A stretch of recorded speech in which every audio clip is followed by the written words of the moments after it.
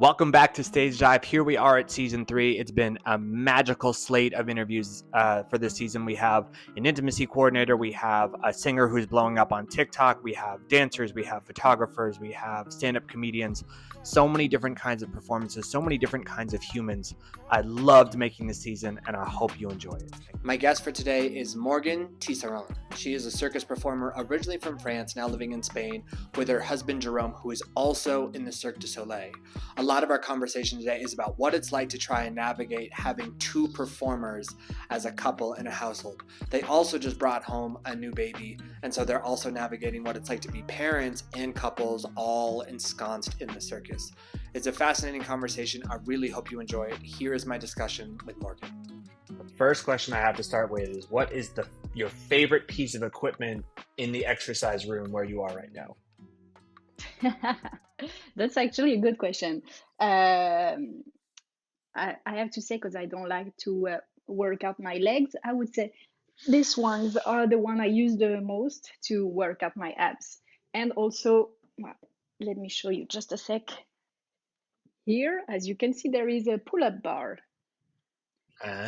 Yes. So as a trapeze artist, this is something I have to do a lot, even though that's not my Spend a favorite lot of exercise. time. Yeah. Yes, I can imagine. That's awesome. Um, so where are you right now?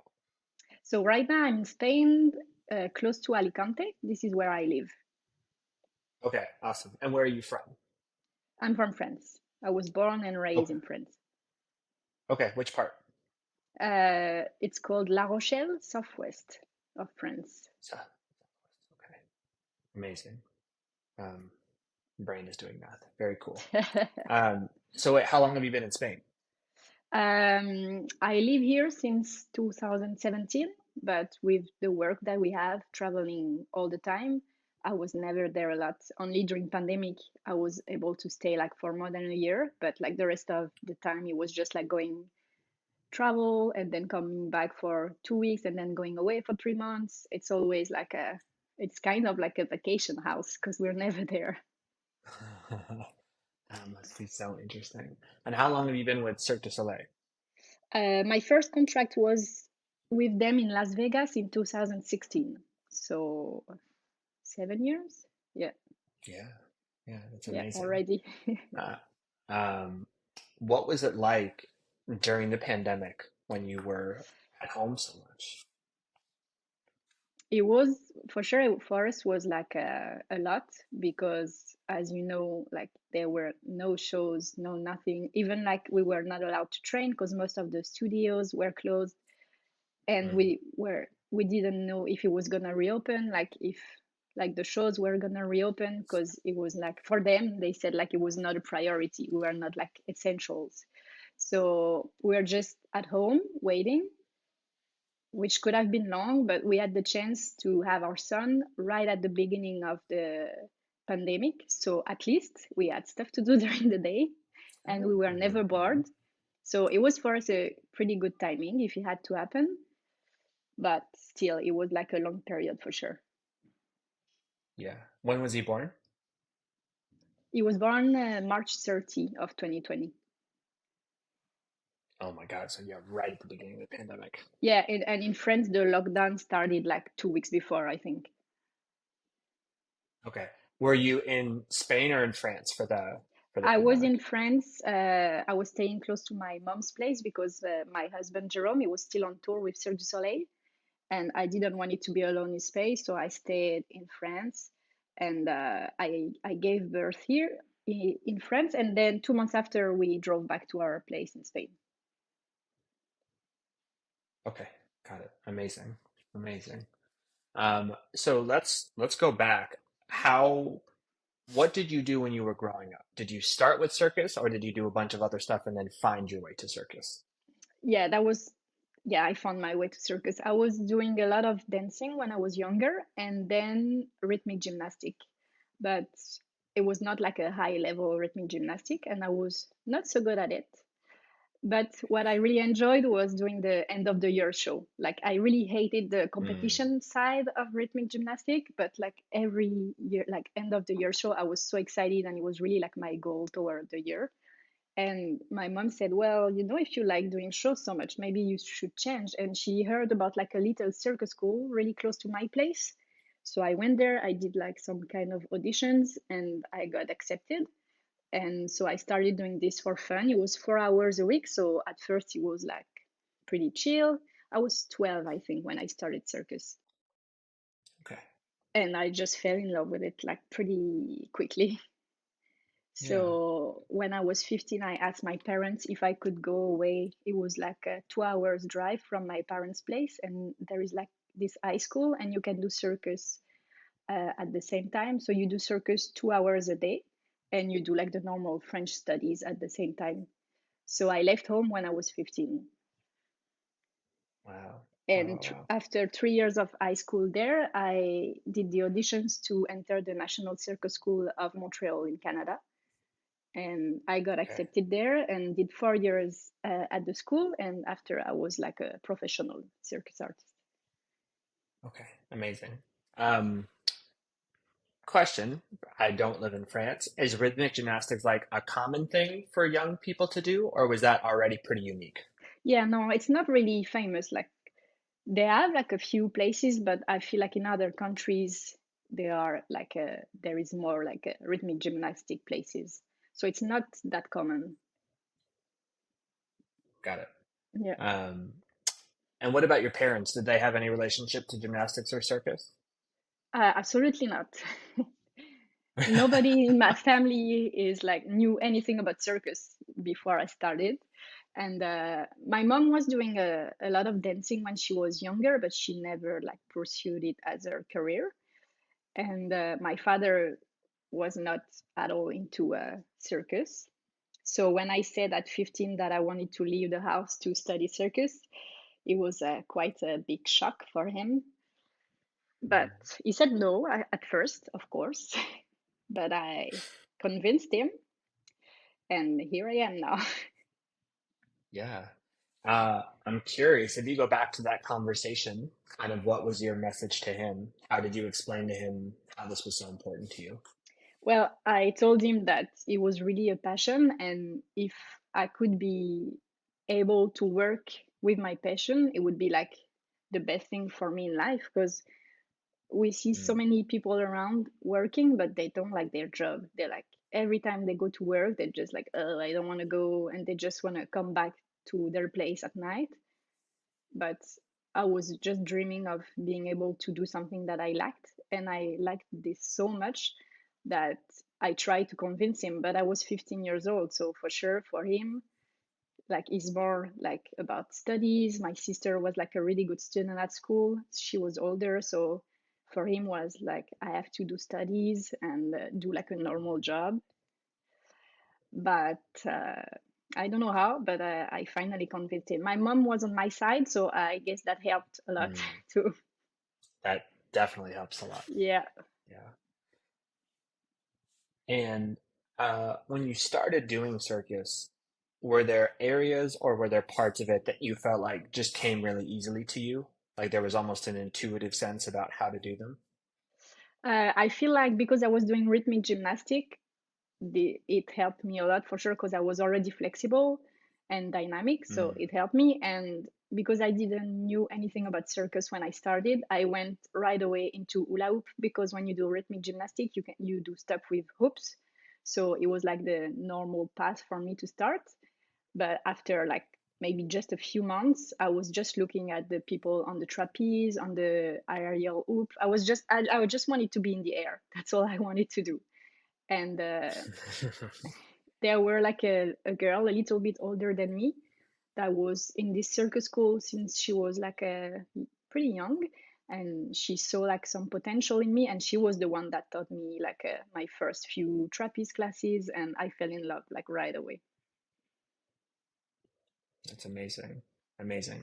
Um, can you talk about how the training evolved? Like, so first you did it and well, you can start before or during, but like, so you had this high school experience where it was 2 hours a Yeah, day, and then you went to Montreal, which was, I think, more sort of structured full time, yeah, and then you went into full time yeah. performing. Can you just talk about like how the intensity of training evolved? So I kind of feel like it was like a good transition from doing it for fun to like being a professional, because when I was Mm. in this first circus school was just twice a week, 2 hours every time. So 4 hours a week was really easy. It was like kind of like every kid that goes to sport classes. And then 2 hours a day, 5 times a week was at the beginning. I cannot lie, the first 3 weeks, because we were just doing workout classes the first 3 weeks, because they want us to like build and to protect our shoulders and everything. So it was just like 3 weeks of full workout. And for me, it was like I was doing circus, but it was still for fun. So I never really worked out. So it was pretty intense. Mm. We were super sore, and like you're far from your family. So it's like a lot at the same time. But Yeah. the body adapts super fast. That was the good part. And when I went to Montreal, it was yeah, it was a lot of hours. I think we were physically training from 8:30 in the morning to 5, and then we had the theoretical classes at night. So we were at school from 8 to 8, let's say, almost every day. Same, it was really intense at the beginning, hard to adapt, but the body is really, the body is good. It knows what to Yeah. do, and it was not so bad. And actually, when we graduated in 2013, and we started doing shows were so much easier than training, because we were training like six Mm. to 8 hours a day, and shows, like the maximum that I did was like 4 shows a day, and it was just one contract. Usually we do 1 or 2 shows a day, sometimes three, but it's rare. Yeah. Absolutely. How do you think about taking care of your body now? um Nights, it's different than like before I had my son. I was like really training a lot every day. I was coming to the circus like in advance, and like training, working out, training hand to hand before the shows, after the shows. So like building my strength was like I was gonna be able to protect my joints and everything. Now, of course, my priorities has changed. So now I still want to be a great circus artist, but I also want to be a great mom. So of course, right after the show, I run home to see my son before he falls asleep. So what I try to Mm. do is come early before the show, and try to work out almost every day, even if it's half an hour, and stretch as soon as I have like 5 minutes, I can stretch. So that's how I protect my body. Yeah. Yeah. That makes very good Yeah. sense. Um, at what point did Jerome come into the picture? So we met at the circus school in Montreal, and Okay. we were friends for a year, and then we started dating. So it's been almost 12 years that we're together. Mm. That's awesome. Yeah. And what are the good things about dating someone, or excuse me, marrying someone who's also in circus? And what are the hard parts of marrying someone who is also in circus? So first, the hard part was that when we graduated, we got separated because we had contracts, but we are not doing an act together. So for sure, we were not Mm. hired in the same shows. And the worst that we've done, I was living in Las Vegas and he was working in Australia. So it was like 17 hours time difference. Yeah, it was like Oh my bad. God. The maximum we haven't seen each other was 3 months, but it happened a few times, and it's long. So that was the hard part. And for sure, like long distance is always hard to manage, and there is always like ups and downs, but we got through it. And after we got reunited on a show with Cirque du Soleil. It was the ice show Crystal. So for us was like great, and we knew that starting from this point, we were never gonna accept contract not together, except if it was like a gigs or like a 1 month contract, but like long term contract. We knew we were gonna stay together because we were at some point of our relationship that we knew like now we're adults, we know we're gonna build a future together, so we have to stick together. And then I got pregnant, so like it was even like not even a question anymore. But Right. now I feel like maybe the hard part is that we are together all the time. Mm. Like we are together at work, we are together at home, we travel together, and for sure it's like a big difference. But compared to like not seeing each other for 3 months, I would not change a thing. Yeah. Yeah, absolutely. What's really nice about having a husband who's in circus? He understands what I go through, like my frustration when, like, I don't know, like you are on stage and maybe Mm. something doesn't work as good as you plan it to work. Or like what I really like with Jerome is when I'm like maybe less motivated to work out, is always like behind me, trying to push me and give me like a good reasons to work out. So that helps me a lot because I'm the kind of person that doesn't really like to train alone. I really like to be on stage with someone. I like to work out with someone. I feel like, I don't know, this is like something I have since I'm a really young age. And is really like a partner to me, like in life, but also like at work. So that's the good point. And Mm. like when we talk about circus and non-circus people are there, they're like, what the fuck are you saying? But he understands everything. So it's pretty nice. Yeah.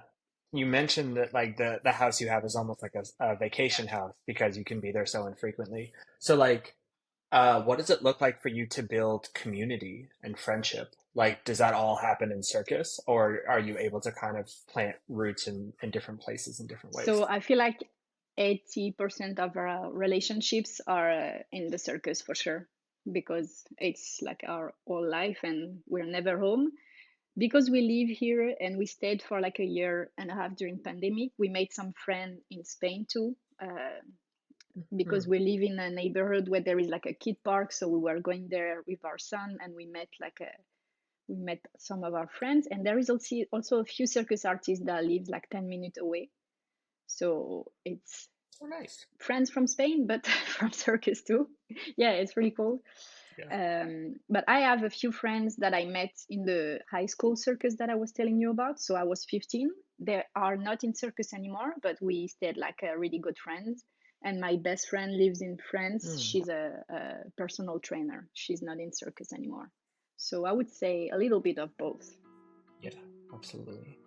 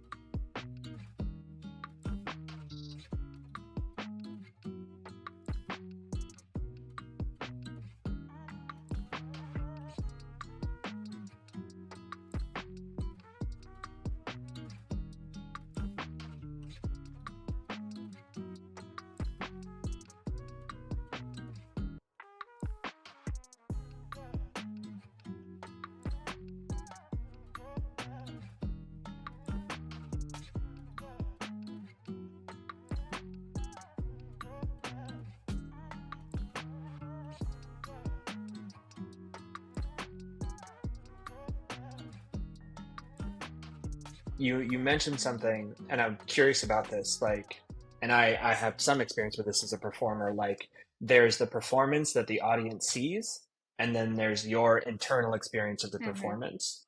Like, how how often does something happen during the performance that you are not happy with? Too much. Mm. Quite often. I would say at least once a week, twice a week. But I know sometimes I would come out of stage and you will, like, Jerome will ask me, so how did it go? And I'll be like, it was all right, but it was not my best. But I could not say why, because like all the technique, everything was Mm. good, but it's more like a feeling that sometimes you can do better and I cannot explain why. And like, of course, if like a little something goes wrong, most of the time the audience doesn't see it, but it's frustrating for you, so you're like, okay, well, I hope next time it goes well, because if not, like, you're going to spend so much time to train it and just like focus on this. But usually it's more like a feeling. It's not like something that goes wrong. It's more like a, it was okay, but I know I can do better. I'm a little bit of a Yeah. perfectionist. too, so it doesn't help. You can't be alone in that. I imagine a lot of people in circus are Yeah, pretty yeah, of perfectionist. course, like most of them. Yeah, and especially at the level of Cirque du Soleil, Yeah, that's maybe they expect us to high be pressure. a perfectionist too, I guess. Mm, yeah. Do you still get stage fright? Um, if I have people that I know in the audience, I will get like a little something, Mm, little stress, but it would not be like the stress that I had like the first time I did my Cirque du Soleil show in Las Vegas. I think I would not be, because I've yeah. done so many shows now, except if I would do like a new act in a new discipline, I would get super scared for sure. But with what I do right now in the show and what I know I can do, I don't think I can reach this level of stress anymore, which is good because I was Mm, dying. I was really bad at managing my stress before. yeah. Can you talk about that journey of sort of where you started with your Yeah. stress and then how you were able to manage it over time? Well, even when I was doing rhythmic gymnastics and I was young and for fun, like during the competition, I don't know if it was the coach that was putting pressure on us or if it was just us putting pressure on ourselves. But I remember this feeling of like your tummy hurts and you just can't sleep the night before. But it's just like it was a sport and it was for fun at this point. So Mm, it goes way back, but I feel like through time I managed it just with experience. Like my first show compared to the show I did 2 weeks ago is just like I've been on stage so much. I know even if something goes wrong, I would know how to react. And also for me, the first few years of my career, I was working with another French guy and we were doing duo trapeze. So we were two on stage and two on the trapeze. And for me, this helps me, like it changed for me the game. Because if I was on stage in some situation of stress alone, I don't know if I could have managed it, but mm, being with someone, like even if you freak out, you just look at each other and you're like, okay, breathe, it's gonna be fine. We're together, nobody's watching, let's do it. Like this kind of stuff that definitely helped me. yeah, yeah. When you're working with someone on stage, like how much are you communicating during the performance versus how much of it is like, we've done this a million times, we know exactly what to Like do, we're you just doing the like you steps we mean know how to do? talking or Or yeah. making eye contact, or like, how much is like an actual conversation versus how much is like, we just know what we're doing? Well, this act I did with Pierre-Antoine, the other French guy, the duo trapeze. We did so the 3 years in Montreal. We did this act. We created it, and then we performed it for like so from 2013 to 2019 when I got pregnant. So we did it so many times Mm, that like we could not talk, like if he was like doing his thing like before the act, we could not talk for 20 minutes before the act, do the act, and like just after be like, okay, this was good, this was like less good, but like we didn't had to talk, didn't had to look at each other because it was like so much into our bodies. Even if we would take like a 2 months break, mm, we would start again, like we didn't never stop. So this was nice. And if something was going a little bit wrong during the act, we knew the moment we could talk to each other without the audience noticing. So it was like, yeah, we developed like some good communication skill, like that good that sometimes just to make the other one laugh, like when you're like not facing the audience, you would just like try to make some joke to the other person on the trapeze just to like break mm. the routine. Yeah, it's fun to be on stage with someone else. Yeah, absolutely. Um, you mentioned the routine being in your body. And when you say that, what I hear is like your brain has one kind of intelligence and your body Yeah, has a different kind of intelligence, a different yeah. kind of knowing. Is that something that is actively taught in circus, or does that just kind of happen because you spend so much time in these It routines? kind of happened. Like I was never taught this, and like the first few times that we did our act, like even before the act, we were like, okay, so hands here. Like we were talking about everything, and you remember after this position, we go in this position, listen to the music. But then it's really like it's like you go take a shower. It's like you don't think when you go take a shower, you just do it, but it's exactly the same. Yeah. Right. And like I remember one time I had like a, I don't know, we were doing the act in Las Vegas and I had like a brain, my body stopped working. I did like a little bit of a different move. And so then after the act, we laughed. We're like, what the fuck happened? I'm like, I have no idea. It's like, oh, okay, we've done it like a million times. So tomorrow it's going to be fine. But then when you start thinking, Yeah. it was not fine. And I did it again. And I'm like, what? That's not possible. So we had to like sit in the training room, hang the trapeze, took the time to just like redo the old version that I already knew how to do because I've done it so many times. But just like to stop this like fuck up routine. But I feel like it's easier when your brain is off to do the act than the opposite. Like if you start thinking, you're fucked. Yeah. Oh my gosh. Yeah, it's true. It's funny. So for me, when I'm getting ready to perform songs on stage, I know that I'm ready when I can perform them and I'll be doing something and I'll forget that I'm performing the song and then Yeah, I'll come exactly. back to it like halfway through, be like, oh yeah, I'm performing right Yeah, now. And like you literally it's completely forget. exactly. It's kind of like a hypnose, you know. You're just like in a state of mind that is not like a everyday state of mind. And you can like I remember being on the trapeze doing the act like perfectly and just realizing I was thinking about oh what I'm gonna eat tonight. Like Hmm. really not being on the trapeze moment, but still doing a good job, you know? Yeah. Yeah. I think actually that's a good question. So like you don't want to be actively thinking about it. You don't want to be like, okay, Yeah, I do this and then this because that's when yeah. things go wrong. But Mhm. I think for me, I don't want to project, but for me, when I have performances that don't feel as good, it's usually because I'm not present.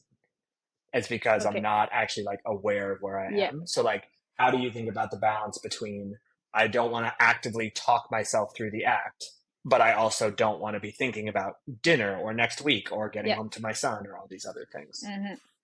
Yeah, you're totally right because the few times I realized I was thinking about like a random thing on stage, then I was like, no, no, no, you cannot do that. You have to Mm, focus, not like the kind of focus as you said of like, okay, hands here, foot here, but just like being present on stage and enjoying the moment, like listening to the music to follow it. But yeah, because I personally think if you like let yourself go in your brain a little bit too far, I think people can see it. Maybe they can't, but that's what I think. So I'm like, okay, there is audience here. They paid to be here. Let's focus. So yeah, I agree. It's finding the right balance. I feel like maybe it's harder when you do like the same act for like a few times. yeah, So you get into this routine. For sure, it would have never happened to me the first time I performed this act. But right. it's to like always remember that the person that are in the audience this day is the first time for them seeing the show.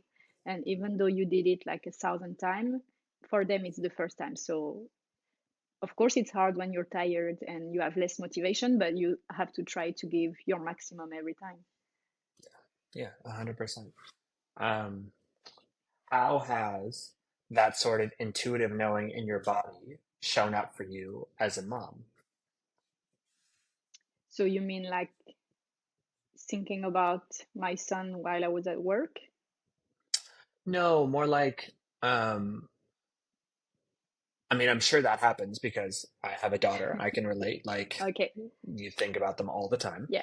Um, but no, more so just like um, getting into that space where you're not thinking about it. It's just happening. Okay. Like, how has that shown up for you as a mom? I kind of feel like when he's like, it's weird to say, but when he's like not sick, he's just okay with the nanny in the apartment. I'm really able when the show starts to stop thinking about him because I know Mm, he's well with the nanny. I do my show, and that's really fine. I know what I struggle a little bit is when I know that he's not well, he's sick, or he has mm, fever and I'm not there for him. This is harder for me, but I know as soon as I'm gonna enter the acrobatic act, because we also do cues, so it's less dangerous. But as soon as I go on the trapeze or I go on the pole dance, because I also do pole dance in this show, then for the next 5, 6 minutes, I will not think because I know I need to be safe for me, for him. So I do my 5 6 minutes, I go out of stage, and then I have him back in my brain for sure. Yeah. But I'm able to do that pretty easily because I know it's just like 6 minutes. Nothing's gonna happen in 6 minutes. He's gonna be fine. He's well taken care of. So this Yeah. is not so hard. But during the rest of the show, when we just do like the choreos, the cues, acting, it's a little bit harder for sure. Yeah, absolutely.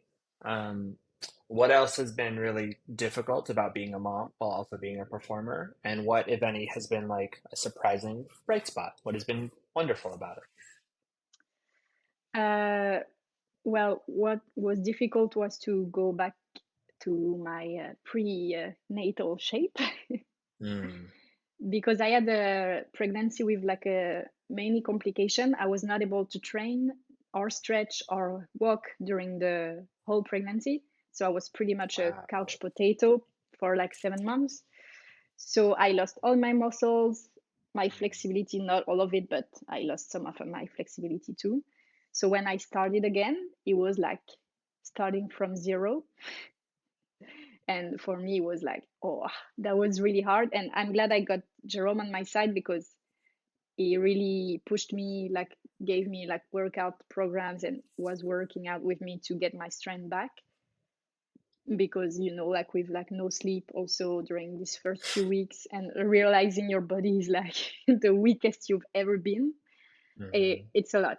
But I was actually lucky because after less than 4 months, I was able to do like pretty much all the tricks that I was doing before, and I was back in my shape. So it was more like the first few weeks that were super intense for that, but after was not so bad. It's more, as I said, like now that I take less the time to train because my priority is him. So that would be maybe the hard thing is that, well, maybe now there is some stuff that I was doing a little bit better before because I was training all day. Mm. And it's more like accepting that you have to find the balance between being a mom and an artist. And of course, these like girls that arrive that are 20 years old, well, they want to train all day, and that's okay. Yeah. Yeah. Um, like I appreciate this might be a sensitive subject. Like, do you have a sense of what would encourage you to step away, or sort of what you think your sort of like final horizon is for when you no longer want to do it? Yeah. Well, yes, and I think it's good to talk about that too. Is, well, I'm 32 years old, and I want to stop before I'm injured or before I'm like tired to do it. Like Mm. I don't enjoy it as much as I was before, so uh, I think in 2 years I will stop performing. That's what I think. Wow. I'm not sure. Maybe I would start like full time Cirque du Soleil show, but maybe do like some gigs and stuff like this. I said that Yeah. now. Maybe it's not gonna happen, but that's what I have in mind. Uh, I also want to go into the creation side of like circus shows, like creating shows. Mm. That's like I don't want to quit circus completely, but maybe stopping being on stage, and also because at some point I want him to maybe have like more stabilities, go to school. Like right now he loves traveling, he loves meeting new people, so he's young, so we want to enjoy like this a little bit Yeah. more. But maybe when he's like 5 6 years old, it's also good for him to have like his friends around, and I don't know, we'll see. Yeah, of course. I mean, how does it feel to think about that? It feels okay as long as I stay in the circus. Okay. Because like right now I know that if tomorrow I had to stop any contact with the circus, like not performing, not creating shows, not like, I don't know, making costumes or like the stuff that I like, that would be really hard because I don't really have another patient. So that's the one I have, and I think there is a lot of different interesting job in the circus, but being away completely would be really hard. But Yeah. if I knew, like, let's say, like, okay, so in 2 years you're gonna stop being on stage, but you will be like creating shows. I would be super happy. Okay. I think that's a good way of like leaving the stage but still staying Yeah. inside. Yeah. Yeah. Absolutely. Um, what do you wish more people knew about circus and circus performing? Well, first, it would be nice that people, because there is a lot of cliche about Mm. circus. I don't know in the US, but in France, if you say that you're a circus artist, they're like, oh, so you live in caravans and you work with the tigers under like a shitty tent. It's really not glorious. Yeah. So I think that would be good that they understand more about like the contemporary circus, and that is a real job, because like most of the people that don't know nothing about it, they're like, but what's your real job? So that you like earn good money, you can definitely live from this, and this is like a really cool lifestyle because you like travel and you discover so many different countries and culture. Yeah, I feel like that would be for me the good part to change. Yeah. Absolutely. So some of you might know I rap, I make music. That's what I do sort of primarily in addition to this podcast. And for a very long time, I had considered doing an album. I had thought about it, but I had never pulled the trigger. And that has finally changed. My debut album, Integration, is coming out November 2nd of this year, 2023. I'm immensely proud of the project. We have so much fun content with behind the scenes and music videos and visualizers and all kinds of cool shit. So from now until the album releases, you'll see more and more of that stuff coming up on Instagram and TikTok and all of the places. But most importantly, I want you to be there for when the album comes out. So if you're interested, if you're willing, I would love for you to pre-save it, or if you want, you can reach out to me and I can even share some clips of the album with you. I'm again so proud of it and I can't wait to share it with you. Um, is there anything about circus that you wish you could change? Ooh, that's a tough one. Wow. Okay, let me think.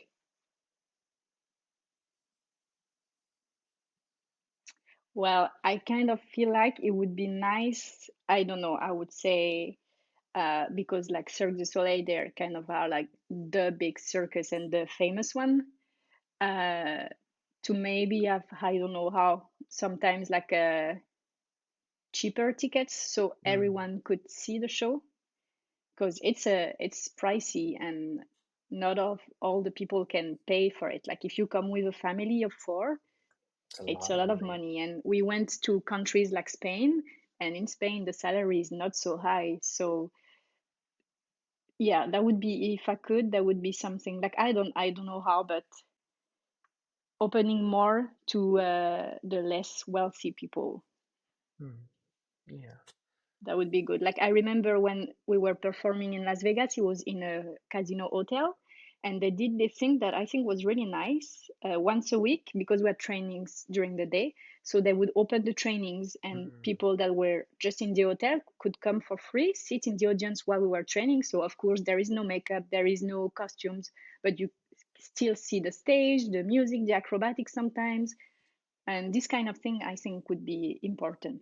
yeah, absolutely. Um, Yeah. I interviewed another circus performer, and something he spoke to was that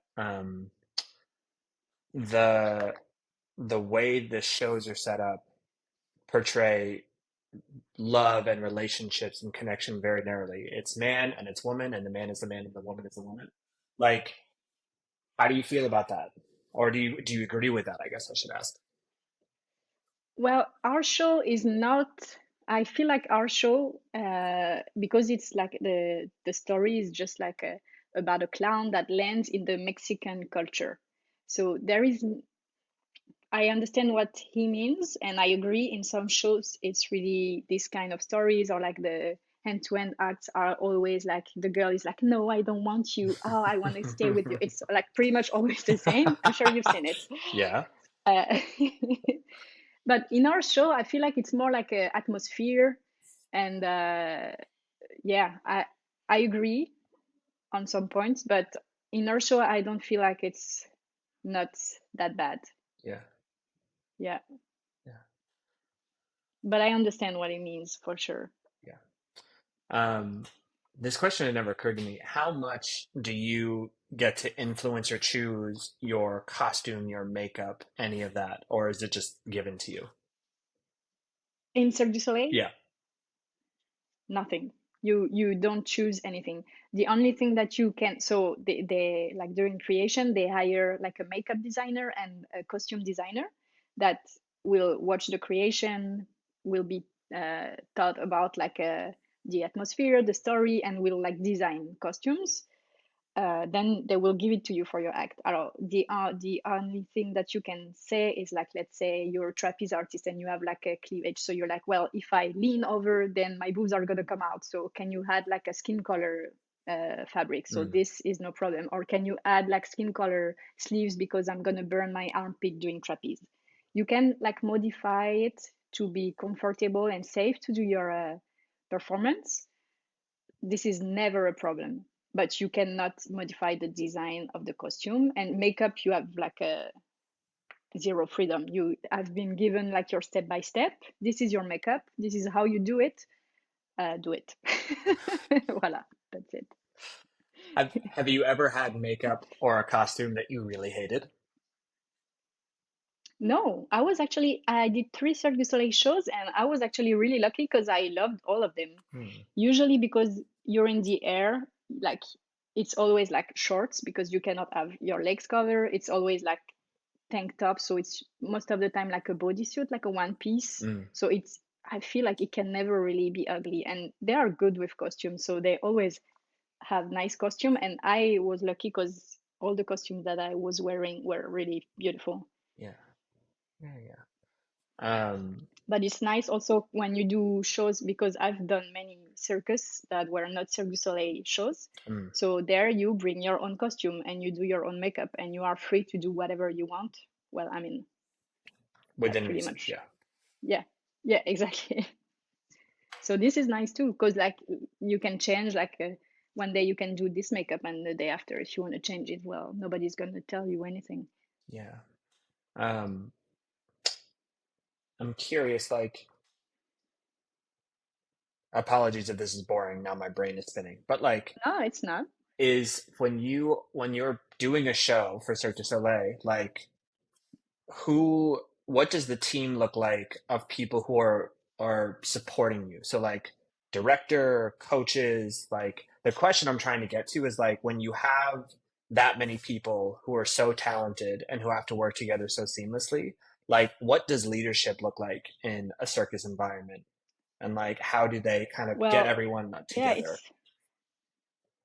it's a really good question, because like let's say on our show, uh, we are almost 50 artists, like I would say Wow. 47, but it is 120 person on tour. So it's a lot of people. And there is like, so there is the technical department, the artistic department, the front of house department, like all the merchandise, the food. And they also have like the site people that are building up the tent, moving everything around, the office people. So it's big. For us, what our department look like, we have so the wardrobe department, it's 4 people that are always the same with us, and in each city they will hire local people to help with this part of the team. We have 2 physiotherapists, one artistic director that is always the same person, one coach, and we have 3 stage managers. Okay. Awesome. Yeah, so it's And a, yeah, it's a lot. Of, who are you working with most closely? the stage managers for sure, because every time we have a rehearsal, they will be the one on stage with you and with the coach too. They are the one calling the shows, so they know the show by heart. And there is always one stage manager backstage, so we are always with them. And of course the artistic director, we see a lot, like we have a meeting every week to talk about the show, to improve it, try to correct the thing that went wrong. And she's also there most of the rehearsal, so it's pretty much like the whole team. Like as soon as you have costume issue, you go to wardrobe, they are like in the artistic tent with us. So it's really like it's a whole, it's a package. You don't Yeah, have like one here, the other one is far away. Yeah. yeah, absolutely. Um, what is your role as someone who's been performing them with them for almost 7 years to support the new artists who are just coming in? Sort of, how do you function in that role? Well, what I try to do is I imagine myself my first day in Mm, Las Vegas when I entered the hotel, and I try to do what I would have liked the other one to do. And actually, I was like so well welcomed there that I actually tried to do the same as the people did. So, like, it can be scary when you arrive and there is like more than 100 people, 50 artists, and you don't know anyone. Like, most of the performers that are coming, they usually, oh, I know this guy, I know, but some of them, they arrive and they don't know anybody. So you always try to go to them if they're shy. Always like introduce yourself. And the stage manager, when someone new arrive, they have like a 1 week with this person. They always stay with him. They show him around, they explain how it works, the lineup, the meetings, everything. But even with the artist, it's just like we are not forcing ourselves to do that. It's really like a community. You see someone and you just want to help. You want to give, like, I don't know, like the little tips that you have now for your own makeup that will help like make their life easier. It's mm. really, it's natural. Yeah. Yeah, yeah, 100%. Um, if you could go back to the 15-year-old version of yourself that was asking to go to this high school, what Hmm. advice would you give her? uh, I would say that it will not always be easy. There will be hard time and it will be hard to be away, but it will be so worth it that you have to go through all the struggles, the tears, the blood, and all of it, because at the end, that's the life that you dreamed of, and it's gonna be worth it.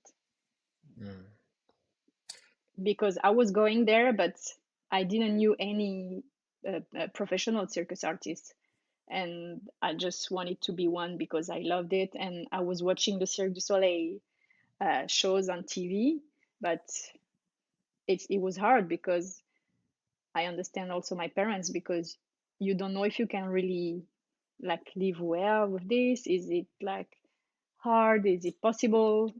So I would have loved to have someone who could tell me this when I was 15. yeah, absolutely. Um, and if you look back at all of your performances, all of your practices, like, are there one or two moments that to you are the most special that you kind of keep close to your Yes, heart? of course. Well, the first one I think about is there is a circus festival in Paris that's called Série de Demain, and is really like the Olympics of circus. And we were lucky enough with my trapeze partner to get invited to this festival 1 year after we graduated the circus school in Montreal.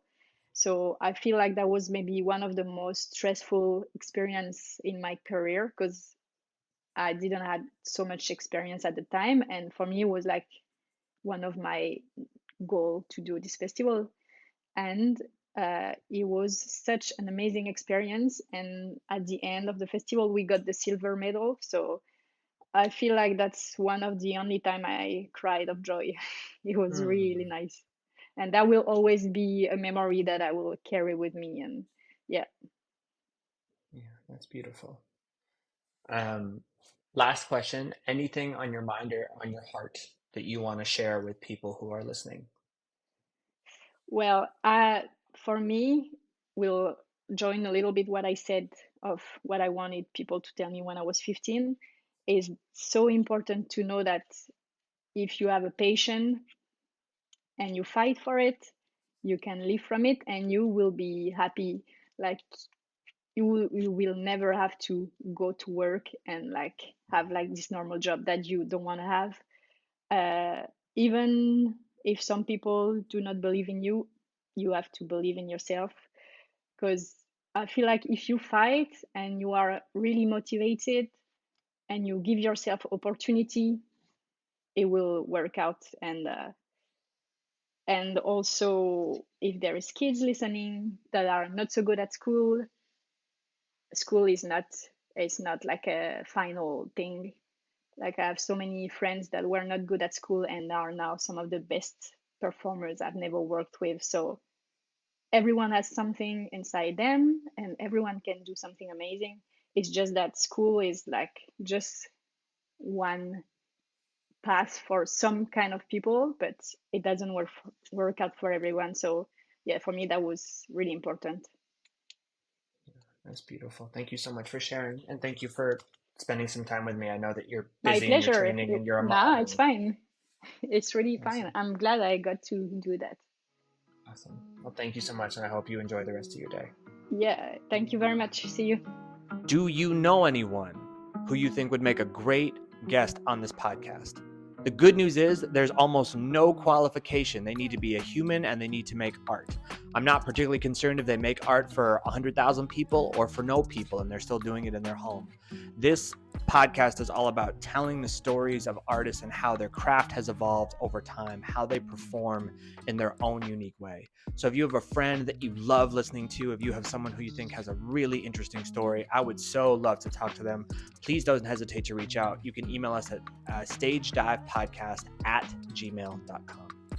Thank you for watching Stage Dive again. My name is Jack Dawkins. It was a pleasure to have you here. Before I sign off, I do want to thank Kalisa Mickle and Holly Johnson for being the hearts, the guts, the brains behind the operations that make this entire podcast possible. They work so hard to continue to improve it and put it in front of more people and allow it to continue to live on. So thank you to them, thank you to our guest, and thank you to you for watching. I appreciate you.